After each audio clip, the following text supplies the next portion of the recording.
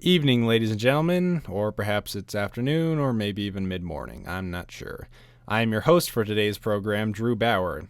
Here's the deal. A couple months ago, me and my group mates were assigned to do a presentation defining writing. No small feat, for sure. What we decided to do was a vlog-style video, very fast, very modern, trying to be humorous and failing, and we felt that that was a cool way of presenting the modern definition of writing. And now we're at a point where we're revising that, but it's difficult to do that with a video. It's not like writing where you go back to the original source and you just change it. With video, you put it out there and, it's kind of locked in stone. You can't really do much for it. So I thought an interesting way to revise a video, which is something you can't really do, was to instead make an addendum, a second video, if you will. It's a sequel. It's the Terminator 2 to our Terminator, and it's going to be great. And I've wasted enough time on this title page already. So what we're going to do is we want to focus more on the ideas. We just want to focus the project down a little bit, which was the main criticism, and I totally agree. We want to just focus the ideas and just further some of the original ideas that we kind of glossed over in the original. And in that, the style will remain the same. This is still an unscripted video. This is still me kind of rambling. This is still me trying to have a little bit of fun and keeping it fresh with the audience. So it should feel the same with a slightly more focused edge. These are two examples of definitions of writing that we put up before presenting our own, and we made the mistake and said that these were not formal definitions of writing, which, what is a formal definition? What we should have said instead is that these are formal definitions, but they are wildly inconsistent, is more the kind of thing we were going for, which we just wanted to correct because we were inaccurate in saying that. I mean, if you look at everything it says on this page, you see just how wildly the definition of writing changes, and it's very confusing to get a grasp on. And here's my thought here's one reason I think that it is very confusing to get a grasp on the whole definition of writing. Because you can define writing two ways, and even in that you can stem off to different areas. But I thought it was an interesting take to look at writing as a verb versus writing as a noun. You could define the act of writing as literally the act of writing, the verb, moving your hand or typing to put the words down. Or you could define writing as the noun, the idea of writing. You look at a page with words on it and you say, that's writing. And as you'll notice that I have put writing as an idea, as a noun, in red because that is what our particular definition is going towards. Although we reiterated it many times in the original video, our definition again is a series of letters and or words put together in a coherent manner and contain some sort of meaning. That is the definition we decided to go with. We looked at it as you can define writing very concisely, or you could do it very broad and include stuff such as maybe art that has inherent meaning, not explicitly stated textual meaning, but inherent meaning in the image. We felt that if you do it the second way, you just open the floodgates, and while constricting it to literal letters and words put together also kind of excludes some things that are right on the line, we felt that was the much better alternative to just opening it up to art and spoken word and speeches and stuff like that. Because where does it end? Like, why do we have a word for art if art is writing? It got very philosophical, and it hurt my brain, hurt my brain a lot, but we felt that was definitely the best way to go with that. This is something we didn't focus too much on in the original video, and it's ridiculous that we didn't, because this is the whole assignment really, is to define writing and cover all your bases. So what's our general criteria? Well, it is extremely hard to come up with general criteria that fits all of writing. It is extremely hard. The best we could do, really, and I'm not super happy with it because I feel like it should be more expansive, but I do not know if I can expand it much more than this. Basically, words. I mean, by itself, that sounds dumb, but, underneath it, what do we mean by words? We mean letters, the English alphabet, Spanish alphabet, the different languages' alphabets. We also mean symbols representing letters, because a lot of confusion arose from, hieroglyphics, a bird, a drawing. Well, I actually didn't know this, and one of the biggest things I got out of this assignment is that I didn't know that hieroglyphics actually stood for letters. If I might be mistaken, but I believe a bird in Egyptian hieroglyphics is A. I'm not totally sure, but I think that's what it is. Anyways, back to topic.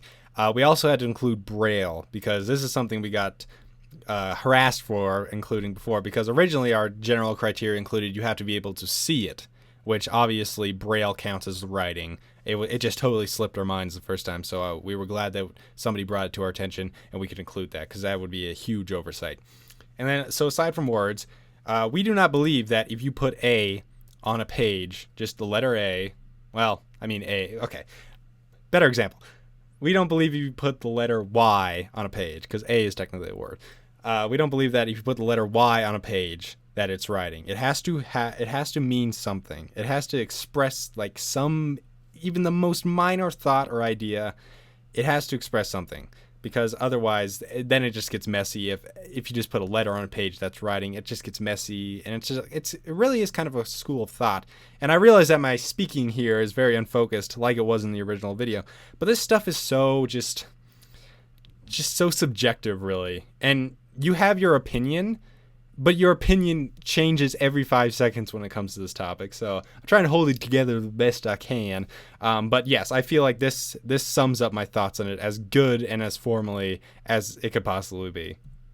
Here's another thing we failed to do really well in the video, is to explain why we think our definition of writing is important. We said our definition about 1,500 times, but we never said why somebody should listen to it, or who exactly we're marketing this definition to, I guess. So let me just read this. Our definition of writing is very similar to traditional definitions of writing. You know, it's not super dissimilar from those online dictionary examples we gave, except we felt the need to expand it. Ours is a lot more complex than theirs, because theirs are very much a cop-out. It's just a couple words in a sentence, like the process of writing. We felt that our definition, while still simple, really expanded that and was actually like a real definition that kind of covers more bases. Anyways, continuing, we are urging younger students, who we feel is our main audience, that a more classical definition still fits and does not need to be expanded upon. We think it still works, and we feel the need to market that idea to the younger students who feel like they have to change the game in everything they do, really.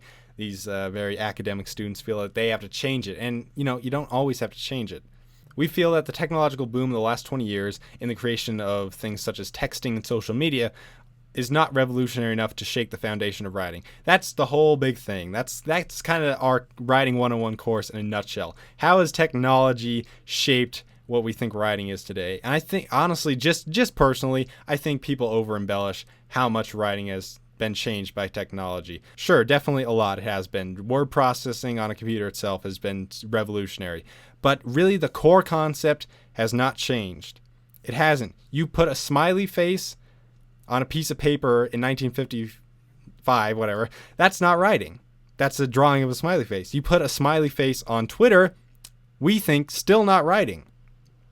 And you write an essay in 1882, you type that essay on a computer, but it's still the same concept. And that's really the basis of why I thought it should be. It really isn't changed too much by the technology. The research is different. It's a lot different. There's a whole bunch of things I couldn't possibly get into that have been changed. But the actual process of writing has not been changed. And I think that is kind of one of the main pieces of our argument here.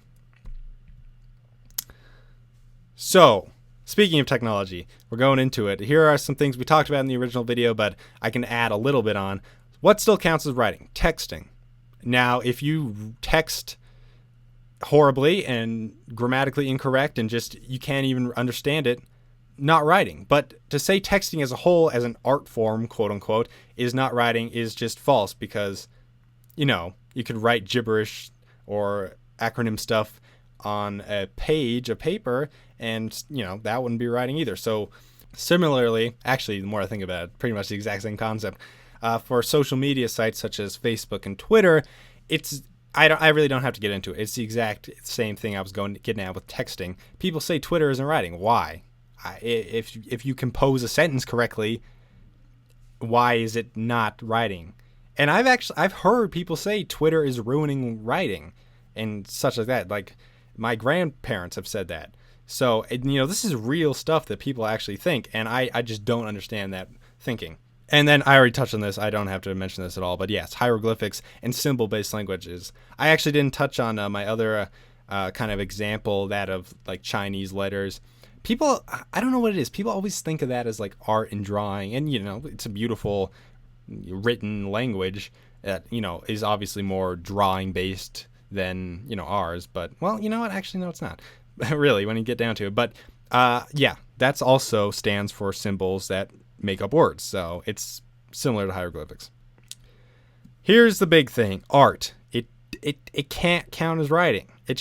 I feel like it can't, because what is art if art is writing? Like, it's just this weird philosophical question that's banging around in my mind. So, I just, classical art, modern art. Sure, there can be meaning. There's a ton of implicit meaning. Not so much in the Mona Lisa. I just put that there. But, there's tons of implicit meaning in, and I didn't put photographs on here, but that counts as well. In art, paintings can make people cry. Like, there's meaning in that. But meaning isn't writing. I don't know where that distinction came from. And cave drawings, they're trying to show events that happened or just document things. But I will go back to the argument I've said a million times by this point, is that they don't stand for particular symbols that mean something. They don't have any meaning behind them. They're drawings. They're drawings of buffaloes and, whatever else cavemen draw. And emojis. I touched on this in the video, and I only included it because so many people were actually questioning, is emojis writing? Well, if classical art isn't writing for me, then emojis is definitely not. It's not. And I get it kind of, because emojis are designed to be very simplistic emotional things. But still, I mean, it's just not. I cannot include it in my definition. In the video, I was also criticized a little bit for skipping over this topic that I thought was extremely fascinating.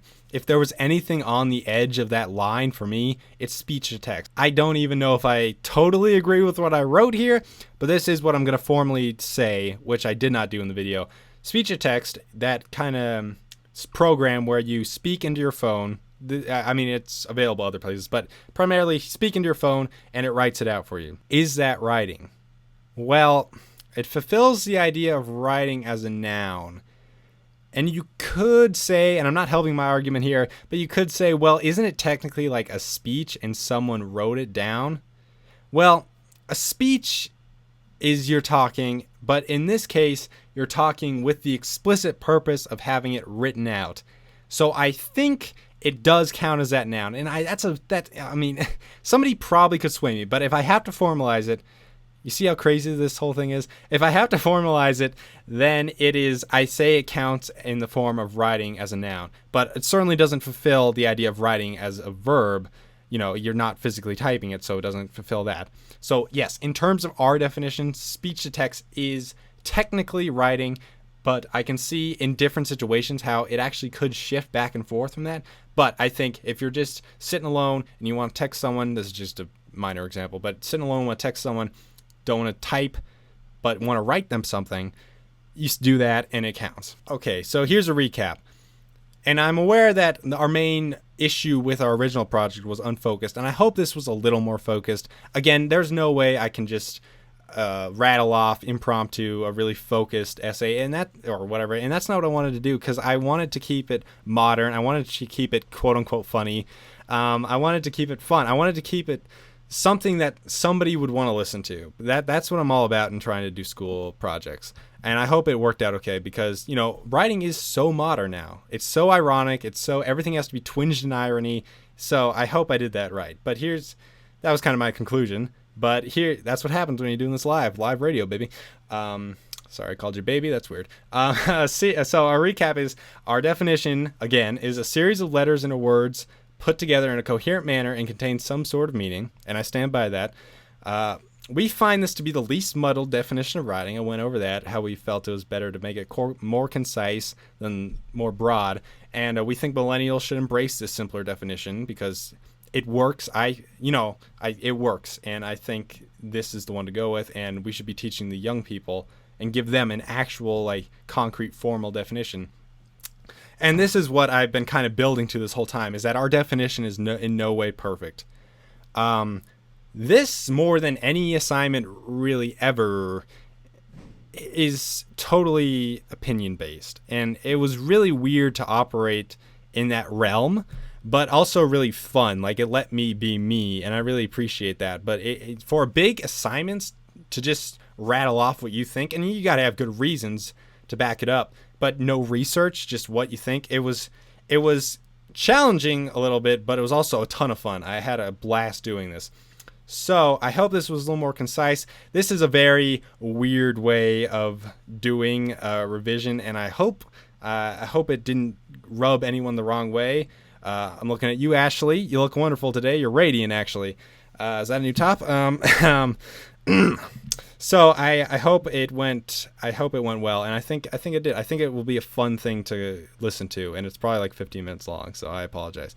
Anyways, that is our recap. That is our addendum to our original definition of writing video. Everyone, take care. I love y'all. Catch you on the flip.